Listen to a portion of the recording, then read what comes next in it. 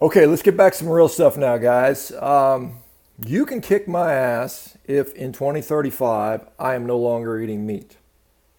Now, why do I say this? This is because this is in response to the CEO of Impossible Foods, Patrick Brown. Patrick Brown on the media the other day released a statement to kids saying that if human beings, or you kids specifically, are still eating quote unquote dead animals for meat in the year 25, he will let you beat them up. Now, in the year 2035, Patrick Brown will be 79 years of age. He's 64 now.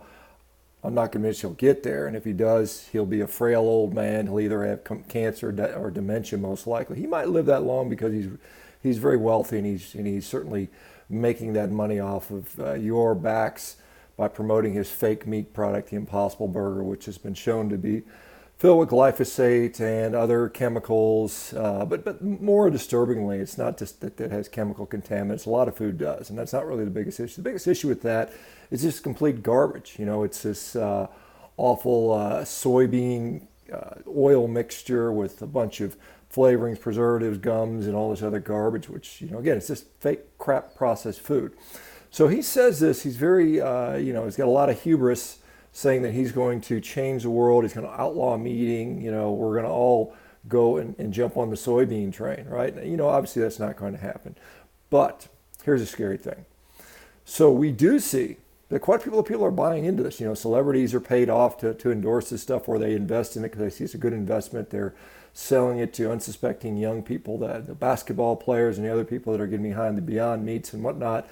They're making a killing at the bank, to listen, having their gullible fans, the same people that drink Pepsi and Coca-Cola, like Beyonce and others have been hawking for years. These are people that they're just going to sell money to. They don't care about your health. That's the last thing they care about. They care about profits, and they're trying to greenwash this stuff. It's better for the environment. That's complete garbage. But I'm not going to go into the environmental argument today. What I want to talk about is a more looming, scary threat. And so a lot of you guys are with me on this. You're like, well, no one's going to eat that processed garbage, complete garbage. And that's completely true.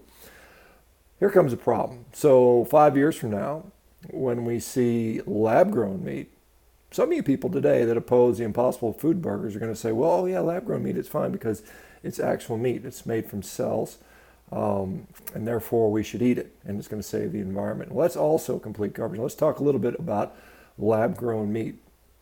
First of all, let's talk about the process as it stands today, and as it will stand for the foreseeable future, as they don't have any sort of credible way to sort of engineer around this. And so what they do is they take a cell, they can harvest it from an animal. They may biopsy an animal's muscle. They'll find some cells that they like that grow well and can continue to grow them over and over and over again. And kind of comes like a cancer cell line where we have cancer cells that have been growing since, breast cancer cells we've had growing since the 1960s. So we have this inexhaustible supply of cells, cancer glop or meat cells, right? So they're growing, but how do we make them grow? So currently, and for all foreseeable future, you have to feed them you have to bathe them in something called fetal bovine serum. That's how they do all these cell cultures. What is fetal bovine serum? Well, it's what it sounds like. It is blood serum derived from cow fetuses. And so how do they obtain this? Well, they take a pregnant cow, they kill the pregnant cow while the fetus is still alive, because they want the serum to be alive. So while the cows, they kill the cow, extract the fetus is still alive without using anesthetic, because that would sort of mess up the serum. They stick a big needle through its chest, suck blood out of its heart, and that's obtaining the serum. And it's not just one time to grow, tons of cells. It's continuous amounts of serum that have to be harvested continually to keep a fresh medium going for these cells, because the cells will utilize what's in the serum, and then it needs more. So more cow fetuses, more cow fetuses, more cow fetuses. Okay, so that should put off any other vegans. The vegans aren't going to participate in it. So again, all this Beyond Meat, this Impossible Burger is not targeted at vegans. It's targeted at, not me because I'm not that stupid, but it's targeted to regular omnivore people that think they're doing right by the planet. Okay, and so now we've got this, fetal cell glop growing. So now you got to feed the cells, right? You got to feed the cells. They just don't grow. I mean, there's not like some protein fairy that makes the protein out of nothing. There's not some nutrient fairy that flies across the room and sprinkles fairy dust on these cells to make them grow. They require massive inputs. Think about it. If you're making billions and billions and billions of pounds of fake lab meat is what we get from animals right now. To replace that, you need billions and billions and billions of pounds of amino acids and other nutrients. And where do those amino acids and other nutrients come from, right?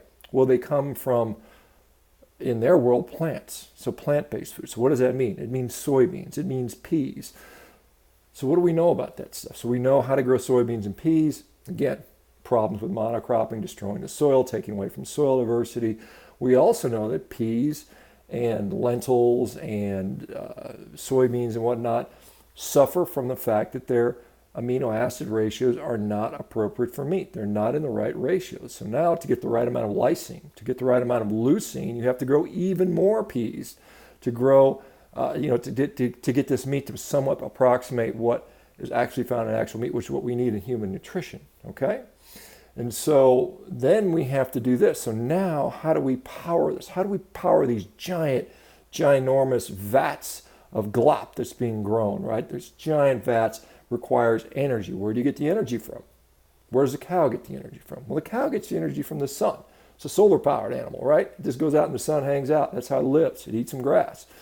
That's where most of, in fact, for you guys that don't know this, about all cows, even the ones that are grain finished, get about 86% of their nutrition from grass. That's where the majority of the protein comes from. We cannot use grass as human beings to do anything. It makes us sick. We cannot eat it. We cannot derive nutrition from it. It's too high on silicates.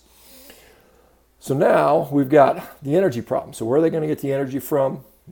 In all probability, fossil fuels causing CO2 release into the atmosphere. They've done studies on this already, looking at this, and shows that it will probably be net negative compared to cows as they stand now, and particularly regeneratively grown cows. I don't even want to go into that. So now we have the energy to run those factories to produce the glop, but also you've got to run the energy to run the factories that make the pea protein isolate and the soybean isolate. Remember, all those things have to be accounted for. So now it becomes more and more energy intensive, it becomes more fossil fuel intensive. And so now we've got this situation where we're using more and more energy, fossil fuels. We are not restoring the soil, which we could do if we went to a not even a fully regenerative system, but a more regenerative system where we pastured cows, in the fields correctly, where you put them in tightly mobbed groups and move them frequently. That's easily doable, right? It's just a matter of wanting to do this and realizing that it's helping the soil. And the other thing we have to remember is antibiotics. Everybody talks about, oh, cows get antibiotics. Well, these cells, these chemical glop cells, right, that are in this nutrient bath, they don't have an immune system. So they are highly, highly susceptible to, guess what, infection. A little bacteria gets in there and it wipes out the whole entire vat. So how do they protect that? Well, they have to use a antibiotic-rich bath. So these guys are soaked in antibiotics, or it's certainly, if not during the whole process, as soon as they leave those big sterile chambers, they've got to be given antibiotics to prevent them from getting a bacterial contamination. Because again, there's no immune system. Okay, so this is why this is a problem. But these people are not going to tell you that. These people are going to tell you it's made from cells and it doesn't hurt the environment. Absolute garbage. If they ever solve the problem of getting away from the fetal bovine serum, which is very, very unclear that they can ever do that. That's not even anybody. Some people are talking about maybe doing that through plants, but no one has even come close to demonstrating that technology. And so this is the thing. So you people that are falling. People are so easily swayed and falling for the fake meat stuff out of the plants. I can't imagine what's going to happen when the lab-grown meat's going to go on. And this is why we have to fight this stuff tooth and nail. We need to get back there and send the message now that we're not going down that road. We need to get behind, again, I've said this before, fixing the agricultural system, not getting rid of it, not replacing it, and it's definitely fixable. And I think particularly with cattle, we can properly graze these animals. We can increase the yield. Look at all the data that's coming out there. Look at adaptive multi-paddock grazing literature. It clearly shows you can restore, be a net carbon sink.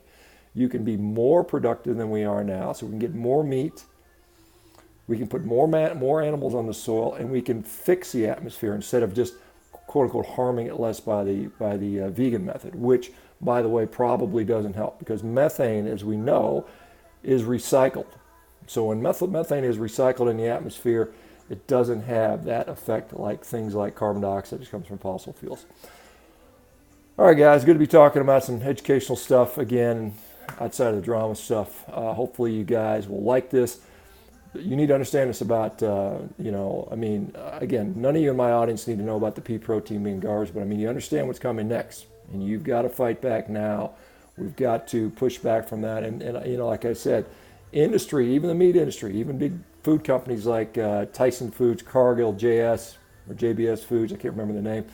These are the main meat packers. Those guys are going to buy into this. If they think they can sell you on it, if they think they can do it cheaply, they'll do it. They don't care about the environment. They don't care about your health. They care about making profit. It's the same as any other company. So the best solution is we, as a community, need to stand with the ranchers and the producers and tell them what we want, and scale it up and help pass laws to make it doable, help with the processing. The USDA processing facilities are a big problem. Ranchers have a hard time because they're sucked into the system. If we can give them a way out, I think a decent percentage of them will do that. So it's going to be up to us as a consumer to drive that demand. Hopefully the prices will match with that. Again, and I've said this many, many times, any meat is better than the processed garbage and everything else in the grocery store. It's better than the fruits and the vegetables and the organic food. Meat is good for you. I don't care where it comes from right now, but at the end of the day, we've got to protect the meat supply, and that means moving to a more regenerative style, because that's what the popular mindset is, and we have to be willing to accept that. Again, the ranchers will do what the market dictates, and if the market says we want a more regenerative product, they will do that. Okay, and it's just a matter of letting them know, and then when you can. And again, I'm not asking some poor woman on welfare that's feeding a family to go out there and spend money on the highest meat they can afford. All you can afford is a cheap ground beef from Walmart. Do that. You're going to be infinitely more healthy than you are, spending money on this other stuff. For you guys that can support that, that would like to support that, I would encourage you to do that. Like I said, I'm going to continue to push this as I've been doing for quite some time now. At the same time, I want to have this diet be as accessible to everybody that I can find. As many people need to be able to do this and understand just eating more meat is going to help you guys. All right. I'll talk to you later. Take care. Hope you liked the video. Like, subscribe, that sort of stuff. All right. Take care.